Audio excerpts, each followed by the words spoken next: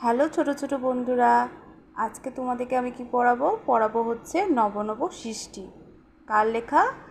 সৈয়দ মুজতবা আলীর লেখা। ঠিক আছে, তো সৈয়দ মুজতবা আলী সম্বন্ধে আমরা আগে কিছু কথা জেনে নেব। সৈয়দ মুজতবা আলী তিনি কিন্তু বহু ভাষায় পারদর্শী ছিলেন। ওনার জন্ম হয়েছিল 1904 খ্রিস্টাব্দে 13 সেপ্টেম্বর এবং 1974 খ্রিস্টাব্দের 11 ফেব্রুয়ারি ওনার জীবনাবসান ঘটে। ঠিক আছে, তার কর্মজীবন বলতে তিনি ছিলেন আলিগড় বিশ্ববিদ্যালয়ের অধ্যাপক। এরপর দর্শন পড়ানোর জন্য তিনি জার্মানি বর্ণ বিশ্ববিদ্যালয়ে চলে যান। ঠিক আছে, আচ্ছা এবার যেটা বলছি সেটা হচ্ছে যে নবনব সৃষ্টি। দেখো এখানে লেখাই আছে চতুরঙ্গ। তো নবনব সৃষ্টিটা কোথা থেকে নেওয়া হয়েছে বলছে, পাঠ্যাংশে প্রবন্ধটি লেখক মামদোর পুনর্জন্ম প্রবন্ধের সম্পাদিত অংশ। মূল প্রবন্ধ গ্রন্থটির নাম হচ্ছে চতুরঙ্গ। 1960 খ্রিস্টাব্দে বেঙ্গল পাবলিশার্স থেকে প্রকাশিত হয়েছে। তাহলে চতুরঙ্গ প্রকাশিত কোথা থেকে হয়েছিল? বেঙ্গল পাবলিশার্স থেকে 1960 খ্রিস্টাব্দে। আচ্ছা এইখানে দেখো কিছু আমি আমার বইয়ে লাইন দাগ দেওয়া আছে। ঠিক আছে, রেড লাইন দিয়ে এইসব লাইনগুলো তোমরা তোমাদের বইয়ে মার্ক করে রাখতে পারো। আমি পেন দিয়ে করেছি, তোমাদের বোঝার সুবিধার্থে তোমরা এটা রুল দিয়ে করে নেবে। দেখো এই পেজেও কিছু লাইন মার্ক করা আছে। যে লাইনগুলো মার্ক করা আছে সেগুলো তোমরা আবার মার্ক করে নেবে। এখানে দেখো লেখা আছে বসুমতী সম্পাদকীয় রচনার ভাষা এক। ওই লাইনটা দেখো নিচে লেখা আছে উপেন্দ্রনাথ মুখোপাধ্যায়। বসুমতী হচ্ছে একটি পত্রিকা, ওই পত্রিকার সম্পাদক ছিলেন উপেন্দ্রনাথ মুখোপাধ্যায়। এটা কোশ্চেনটা আসতে পারে তোমাদের।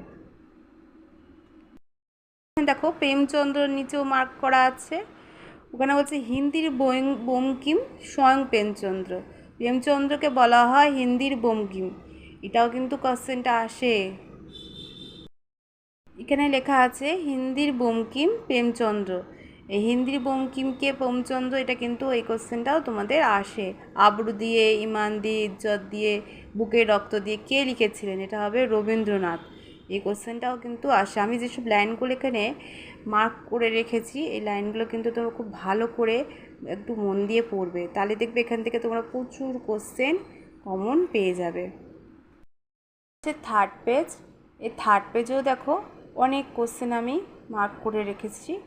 এগুলো থেকেও প্রচুর, বললাম আমি প্রথমে যে প্রচুর কোশ্চেন তোমরা এখান থেকে কমন পেয়ে যাবে। যেগুলো মার্ক করা আছে সেখান থেকেই প্রশ্ন আসছে। আচ্ছা, বাঙালির সর্বশ্রেষ্ঠ সাহিত্য সৃষ্টি হলো পদাবলী কীর্তন। এটা আছে যা বাঙালির চরিত্রে বিদ্রোহ বিদ্যমান, এটা থেকেও আসে। ধর্ম বদলালেও জাতির চরিত্র বদলায় না, এখান থেকে এটা বড় কোয়েশ্চেনও আসে। ঠিক আছে, নব সৃষ্টি ক্ষেত্রে যে আমরা যে এগুলো পড়লাম এখান থেকে কী কী কোয়েশ্চেন আসতে পারে বা এর সংক্ষিপ্ত সারটা কী, এটা আমি একটু শর্ট করে বুঝিয়ে দিই, তাহলে তোমাদের বুঝতে অসুবিধা হবে। বলেছে যে নবনব সৃষ্টি রচনার যে কোনো সৃষ্টিকর্মের নির্মাণে যে পরীক্ষা নিরীক্ষা গ্রহণ বর্জন থাকে তারা দেখানোর চেষ্টা করা হয়েছে। কিছু ভাষা আছে যেমন সংস্কৃত, হিব্রু, গ্রিক, আবেস্তা, এমনকি আরবি ইত্যাদি প্রাচীন ভাষাগুলি অনেকটা আত্মনির্ভরশীল। আবার বাংলা, ইংরেজির মতো ভাষাগুলিও অন্য ভাষা থেকে শব্দ নেয়। এই শব্দরা স্থায়ীভাবে ভাষায় থেকে যায়। যে শব্দগুলো আমরা চয়ন করে নিচ্ছি সেই শব্দগুলো কি হচ্ছে, সেই শব্দগুলো আমাদের ভাষার মধ্যে থেকে যাচ্ছে। ঠিক আছে, সংস্কৃত ভাষাকে কি বলছে? আত্মনির্ভরশীল ভাষা। কেন বলেছে? তার কারণ সংস্কৃত যখন কোনো নতুন শব্দের প্রয়োগ হয় তখন সে কী করে, নিজের যে ডিকশনারি আছে, যে ব্যাকরণটা আছে, ঠিক আছে, ওখান থেকে ওরা কিন্তু ভাষা খুঁজে নেয়। কিন্তু আমরা কি করি, আমরা যখন কোনো এই যে বলছি সব এই যে বাংলা ভাষা যেমন অনেক ইংরেজি ভাষা, আমরা যেমন চেয়ারকে কী বলে? কেদারা বলে। কিন্তু আমরা কেদারা বলি না, আমরা কী বলি? চেয়ার বলেই সম্বোধন করতে ভালোবাসি আমরা। এরকম অনেক ইংরেজি শব্দ কিন্তু আমাদের কিন্তু ঢুকে গেছে আমাদের বাঙালির মধ্যে। ঠিক আছে, বলছে রবীন্দ্রনাথ, নজরুল, বেনামে, বিদ্যাসাগর সকলেই কিন্তু এই কাজ করেছিলেন। বিষয়বস্তুর উপর নির্ভর করে শব্দগ্রহণ চলেছে। এই গ্রহণের পথে বাংলার সঙ্গে সংস্কৃত ও ইংরেজিকে এড়িয়ে যাওয়ার কোনো সুযোগ নেই। তবে আরবি, ফরাসির প্রভাব কিছুটা ক্ষীণ হয়ে গেছে, যদিও সাহিত্যের ইতিমধ্যে স্থান পেয়ে যাওয়ায় এবং একালে পরীক্ষা নিরীক্ষায় গ্রহণের কারণে এইসব ভাষার শব্দ টিকে থাকবে। এখানে আবার আরবির থেকে ফরাসির গ্রহণযোগ্যতা বেশি। উর্দু ও হিন্দি সাহিত্যে ফরাসিরই প্রভাব লক্ষ্য করা যায়। ইকবালের মতো কেউ কেউ অবশ্য উর্দুকে ফার্সি থেকে প্রভাব মুক্ত করতে চেষ্টা করেছিলেন। এই কোশ্চেনটা খুব ইম্পর্টেন্ট। অন্য ভাষার উপর নির্ভর না করে যে সাহিত্য সৃষ্টি সার্থক হতে পারে তার উদাহরণ পদাবলী কীর্তন। পদাবলী কীর্তনটা তো খুব ইম্পর্টেন্ট কোশ্চেন। বাঙালি হিন্দু হোক অথবা মুসলমান হোক, তারা যে সব কিছু মেনে না নিয়ে স্বাধীনভাবে চলতে চায়, এই বিদ্রোহী সত্ত্বে তাদের মধ্যে সদা জাগ্রত রূপ থাকে। সব মিলিয়ে শব্দ ও ভাষা ঋণ নেওয়া বা বর্জন করা, বিপরীতমুখী দুই শ্রুতি সাহিত্য গড়ে উঠেছে। সৃষ্টি সেই বিচিত্র স্বরূপকে ধরার চেষ্টা হয়েছে বলে প্রবন্ধের নাম নবনব সৃষ্টি। এই নবনব সৃষ্টি নামটা কি হয়েছে? সার্থক হয়েছে। কবি যে নবনব দিচ্ছে, আমি যেটা বললাম সেটা নামকরণ ক্ষেত্রেও খুব তাৎপর্যপূর্ণ। তোমরা এটা আস্তে আস্তে নোট করে নিতে পারো, ঠিক আছে? আর যাদের প্রয়োজন আছে আমাকে টেক্সট করবে, কমেন্টস করবে, আমি তোমাদেরকে দিয়ে দেব।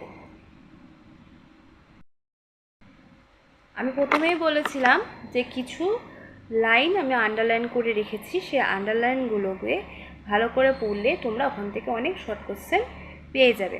তাছাড়াও আমি কয়েকটা তোমাদেরকে বলে দিচ্ছি যেগুলো ভালো করে পড়বে। সেগুলো আমি তো বলেছিলাম সংস্কৃত, যেটা বলেই ফেলেছি, আত্মনির্ভরশীল। ইনকিলাব, শহীদ শব্দ প্রভৃতি শব্দ বাংলা ভাষা অনায়াসে ব্যবহার করেছেন কে? নজরুল ইসলাম। সাধু রচনায় বিদেশি শব্দ ব্যবহার করতেন না কে? বিদ্যাসাগর মহাশয় করতেন না। কিন্তু বেনামে লেখা অসাধু রচনাতে প্রচুর আরবি ফার্সি শব্দ কিন্তু ব্যবহার করে গেছেন। তারপরে কে? বাংলার বঙ্কিম,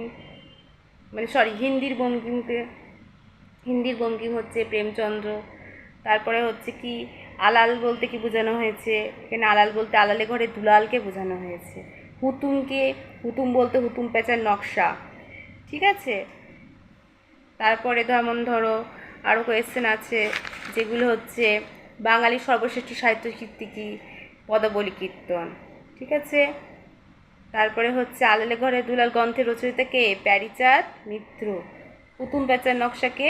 কালীপ্রসন্ন সিংহ। এই দুটো খুব মনে রাখবে, যে দেখবে আলালে ঘরে দুলাল ওটা প্যারীচাঁদ মিত্র, আর হুতুম পেঁচা যেখানে থাকবে সেখানে প্যারি হবে না, ঠিক আছে? এটা বই মনে রাখলে দেখবে তোমরা মনে থাকবে অনায়াসে, যে আলালে ঘরে দুলাল প্যারীচাঁদ মিত্র, আর হুতুম পেঁচার নকশা হচ্ছে কালীপ্রসন্ন সিংহ, ঠিক আছে? কোয়েশ্চেনের ক্ষেত্রে 1 নম্বরগুলো তো তোমরা এগুলো থেকে পেয়ে যাবে, ঠিক আছে? কিন্তু বড় কোয়েশ্চেন, তোমরা বড় কোয়েশ্চেন নোট করে নাও। বড় কোয়েশ্চেন কীভাবে কোনগুলো করতে পারো, আমার মতে দুটো বড় কোয়েশ্চেন যদি করে নাও তোমরা, তাহলে মোটামুটি তোমাদের কোয়েশ্চেনটা হয়ে যাবে। যেমন হচ্ছে ধর্ম বদলালো জাতির চরিত্র বদলায় না, এটা তোমার ফার্স্টে আমি লাস্ট লাইন যেটা আমি ডবল হেডলাইন মার্ক করে রেখেছি, কোন কোন ধর্মের কথা বলা হয়েছে এসব এইরূপ বলা তাৎপর্য বিশ্লেষণ করো। এই একটা কোয়েশ্চেন আমি আরেকবার বলছি, ভালো করে নোট ডাউন করে নাও। ধর্ম বদলালো জাতির চরিত্র বদলায় না, কোন কোন ধর্মের কথা বলা হয়েছে এরূপ বলা তাৎপর্য বিশ্লেষণ করো। আর একটা কোয়েশ্চেন হচ্ছে বাংলায় যেসব বিদেশি ভাষার শব্দ ঢুকেছে তার মধ্যে কোন কোন ভাষাকে লেখক প্রধান বলেছেন? এই প্রসঙ্গে সংস্কৃত ও ইংরেজিকে নিয়ে লেখক কী বলেছেন? 1+4 করে, দুটো কোশ্চেনই 1+4 করে। আবার বলছি, শুনে নাও। বাংলায় যেসব বিদেশি ভাষার শব্দ ঢুকেছে তার মধ্যে কোন কোন ভাষাকে লেখক তার প্রধান বলেছেন? এই প্রসঙ্গে সংস্কৃত ও ইংরেজি নিয়ে লেখক কী বলেছেন? ঠিক আছে? এই দুটো কোশ্চেন যদি তোমরা করতে পারো তাহলে মোটামুটি অন্য সব কোশ্চেন তোমাদের কভার হয়ে যাবে। আর নামকরণের সার্থকতা তো আমি তো প্রথমে বলেই দিয়েছি, ঠিক আছে? আচ্ছা, তাহলে এরপর আমি নবনব সৃষ্টি থেকে অনেক কিছু, তোমাদের যদি কোনো কিছু ডাউট থেকে থাকে আমাকে কমেন্টস করো, আমি কমেন্টে তোমাদের উত্তর জানাবো। অবশ্যই তোমাদের কমেন্টসে রিপ্লাই দেব। এরপরে তোমাদেরকে আমি এই